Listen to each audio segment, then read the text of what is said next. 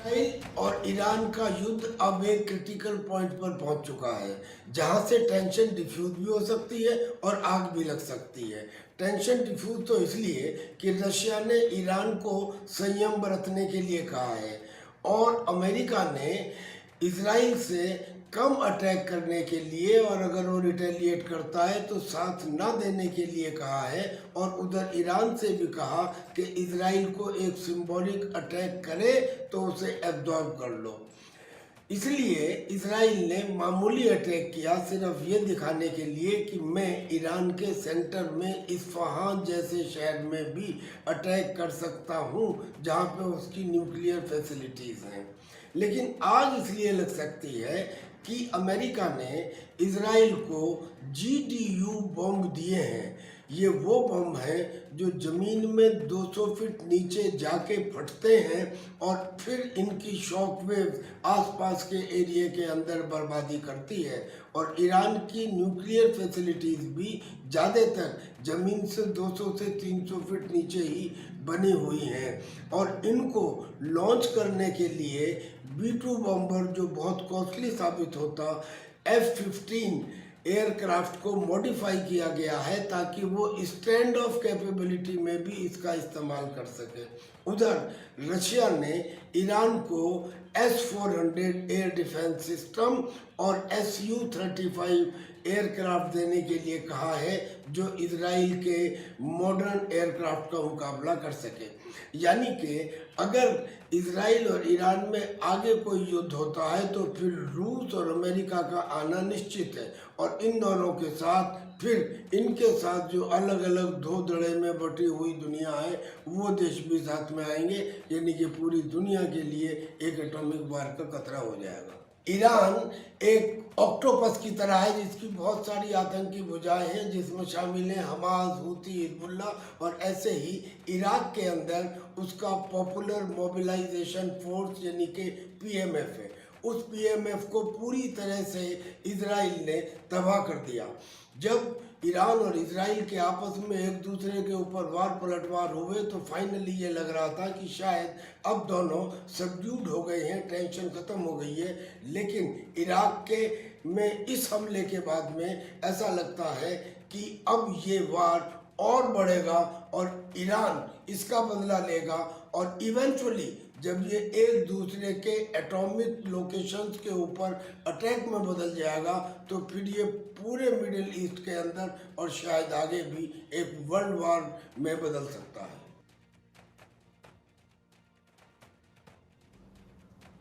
तो टीपी त्यागी retired colonel की तरफ से क्या कुछ कहा गया आपने सुना। दुनिया में नई जंग शुरू हुई है दो धर्मों के बीच। इस लड़ाई में एक तरफ है यहूदी और दूसरी तरफ है शिया मुसलमान। दोनों तरफ से हमले भी शुरू हो चुके हैं, लेकिन इन हमलों के बीच कोई है जो तीसरे देश को घसीट रहा है। ईरान और इजराइल के बजाय इराक में हमले कर रहा है, इराक में ड्रोन के जरिए बॉम्ब बरसा रहा है और ये सब कुछ हो रहा है उसी शख्स के इशारे पर जो अदृश्य है, जो थर्ड वर्ल्ड वॉर कराना चाहता है। इराक अब बदले की आग में चल रहा है और उसने भी सीधे तौर पर अमेरिका को जिम्मेदार ठहरा दिया है। यानी दुनिया की जंग में अब नया फ्रंट इराक वर्सेस अमेरिका खुलने की आशंका गहराने लगी है। ये रिपोर्ट देखिए।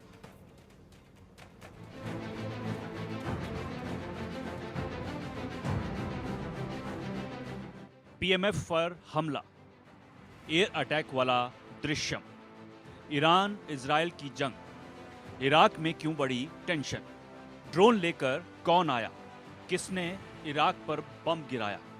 ईरान और इजराइल के बीच जंग छिड़ चुकी है। दोनों तरफ से शुरुआती हमला किया जा चुका है। ईरान के पहले हमले को इजराइल नाकाम कर चुका है और इजराइल के अटैक को ईरान ने नाकाम कर दिया है। लेकिन ये जंग इतने पर ही नहीं रुकने वाली है। ये वो जंग है जो दुनिया को तबाही की तरफ धकेल देगी। ये वो जंग है जो परमाणु युद्ध शुरू करा देगी। ये जंग सिर्फ दो देशों तक सीमित नहीं रहेगी। इस जंग की आग पूरी दुनिया तक फैलेगी। ये विनाशकारी जंग होगी। ये दुनिया को खत्म करने वाली जंग होगी। दुनिया में शुरू हुई जंग दो पड़ोसी देशों की जंग नहीं है। ये लड़ाई किसी बॉर्डर विवाद को लेकर नहीं है।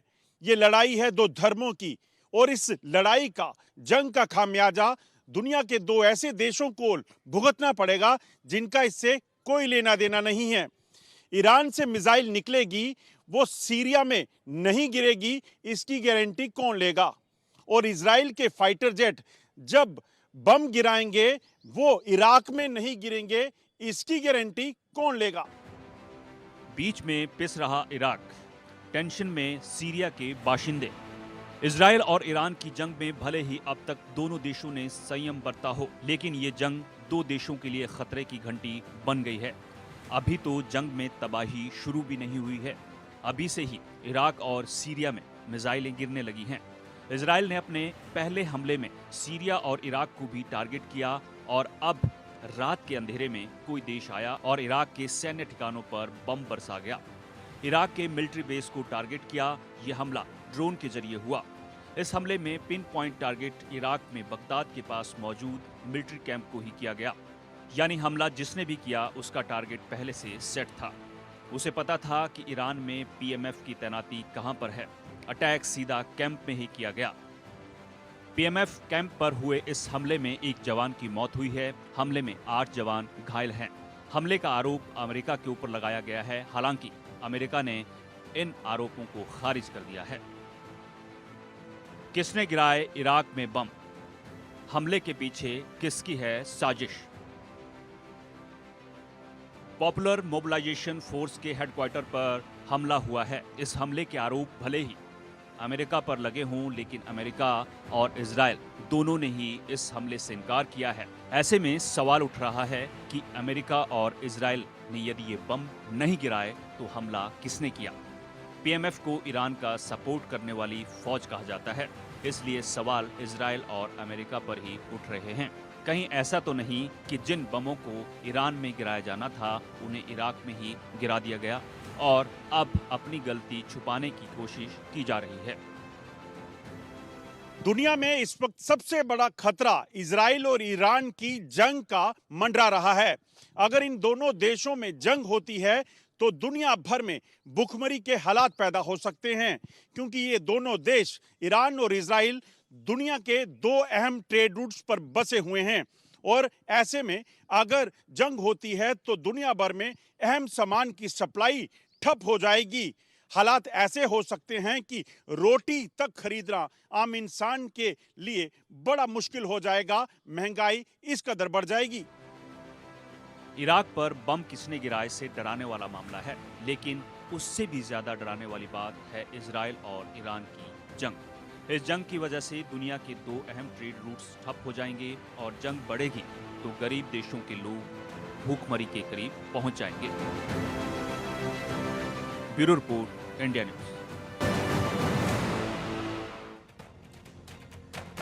वहीं गाजा जंग के बीच इजराइल के प्रधानमंत्री बेंजामिन नेतन्याहू को अरेस्ट वारंट का डर सताने लगा है। इजराइल को डर है कि गाजा में मानवीय संकट के आधार पर उसके खिलाफ international criminal court arrest warrant जारी कर सकता है। इसके लिए नेतन्याहू समेत पूरा मंत्रिमंडल अलर्ट हो गया है। वारंट को टालने के लिए नेतन्याहू ने बाकायदा ब्रिटेन, जर्मनी से भी मदद मांगी है। देखिए, नेतन्याहू पर चलेगा वॉर क्राइम का मुकदमा। नेतन्याहू को अरेस्ट वारंट जारी होने का डर। गाजा में मानवीय संकट को देखते हुए वारंट। इजराइल और हमास के बीच जंग के करीब 6 महीने से ज्यादा हो चुके हैं और इस युद्ध में 3000 से ज्यादा लोगों की जान जा चुकी है, जिसमें सबसे ज्यादा महिलाएं और बच्चे शिकार हुए हैं। इजराइल के विनाशकारी हवाई हमले में गाजा पट्टी की शहरें मलबे में तब्दील हो चुकी हैं। जंग के बीच गाजा में भूखमरी के हालात बन गए हैं। गाजा में मानवीय संकट के बीच अब इजराइल के प्रधानमंत्री बेंजामिन नेतन्याहू को अपने खिलाफ अरेस्ट वारंट का डर सताने लगा है। इजराइल को डर है कि अंतर्राष्ट्रीय कानूनों के उल्लंघन के आरोप में आईसीसी यानी इंटरनेशनल क्रिमिनल कोर्ट नेतन्याहू के खिलाफ अरेस्ट वारंट जारी कर सकता है। नेतन्याहू को अरेस्ट वारंट का डर।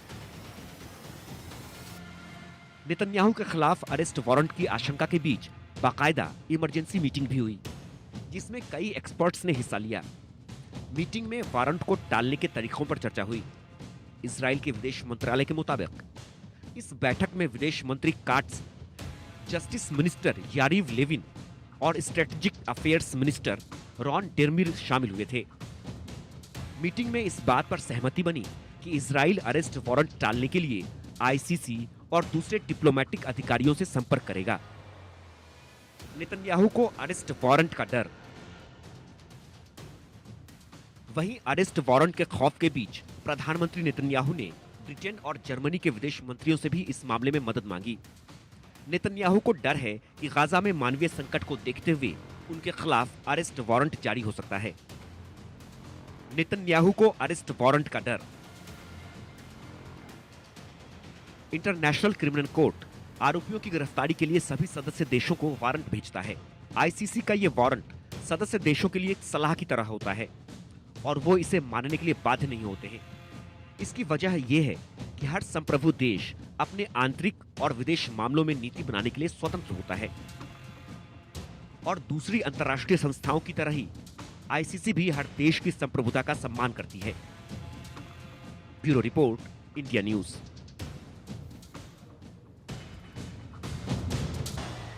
और इसी बीच युद्ध के मैदान से जुड़ी एक बड़ी खबर आ रही है। यूक्रेन पर रूस ने ताबड़तोड़ हमला किया है।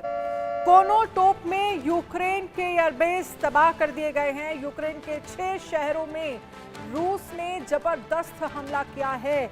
लगभग 2 साल से भी ज्यादा का समय हो गया है। रूस यूक्रेन युद्ध जो है वो थमने का नाम नहीं ले रहा है। अब एक बार फिर युद्ध के मैदान से जुड़ी ये बड़ी खबर आ रही है, जिसमें ये कहा जा रहा है कि रूस ने एक बार फिर से यूक्रेन के 6 बड़े शहरों में जबरदस्त हमले किए हैं। तो ये तस्वीरें भी हम आपको दिखा रहे हैं। युद्ध के मैदान से जुड़ी खबर के साथ साथ तस्वीरें देखिए। यूक्रेन पर रूस ने किया ताबड़तोड़ हमला। कोनोटोप में यूक्रेन के एयरबेस तबाह कर दिए गए हैं। एयरबेस को पूरी तरह से तबाह कर दिया गया है और साथ ही 6 शहरों को तबाह करने की कोशिश। बड़े हमले जो हैं वो यूक्रेन के 6 शहरों पर रूस की तरफ से किए गए हैं। ये तस्वीरें जो हैं वो यूक्रेन की हैं। आप देख सकते हैं तस्वीरों में आसमान में धुएं का गुबार जो है वो साफ तौर पर दिख रहा है और ये गुबार बताता है कि किस तरह से बर्बादी जो है वो यूक्रेन में लगातार हो रही है।